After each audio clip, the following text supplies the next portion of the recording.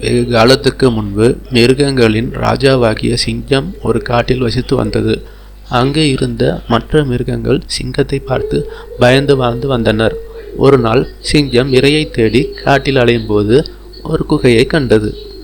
உள்ளே சென்று பார்க்கும்போது அங்கு யாரும் இல்லை. நிச்சயமாக இங்கு யாரோ வசித்து வருகிறார்கள். அவர்கள் வரும் வரை இங்கேயே இருந்தால் நிச்சயம் பெரிய விருந்து இன்றைக்கு உண்டு என்று சிங்கம் தனக்குத்தானே பேசிக்கொண்டு அங்கேயே ராஜா போல் அமர்ந்திருந்தது. மாலை நேரத்தில் அங்கு வசித்து வந்த ஒரு குள்ள நரி திரும்பி வந்து பார்க்கும்போது வெளியே சிங்கத்தின் கால் தடம் இருப்பதை கண்டு அதிர்ச்சி அடைந்தது.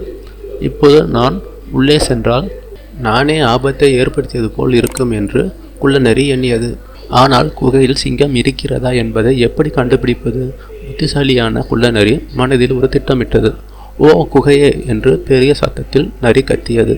இதை கேட்ட சிங்கத்துக்கு சந்தோஷப்பட்டாலும் சத்தமிடாமல் பதுங்கியிருந்தது.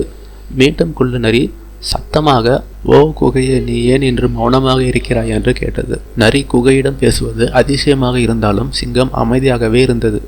மீண்டும் குள்ள நரி ஓ குகையே, உனக்கு என்ன ஆயிற்று? எல்லா நாளும் நான் திரும்பி வந்தவுடனே எனக்கு வணக்கம் சொல்வாய். இன்று ஏன் பேசாமல் இருக்கிறாய்? என் மேல் ஏதாவது கோபமா? நான் திரும்பி செல்கிறேன் என்று சொன்னது. அட கடவுளே, இப்போது நான் எதுவும் செய்யாமல் இருந்தால் எனக்கு உணவாக வேண்டிய அந்த நரி நிச்சயம் தப்பித்து செல்லும். ஒருவேளை என்னை கண்டு பயந்துதான் இந்த குகை பேசாமல் இருக்கிறதோ என்று எண்ணிய அந்த சிங்கம் உடனே தன் கர்ஜிக்கும் குரலால் வணக்கம் சொல்லியது. அதை கேட்டவுடன் நரி பயந்து ஓடியது. தன்னுடைய புத்திசாலித்தனத்தினால் நரி தன்னுடைய உயிரை காப்பாற்றியது. நீதி: சிந்தித்து செயல்பட வேண்டும்.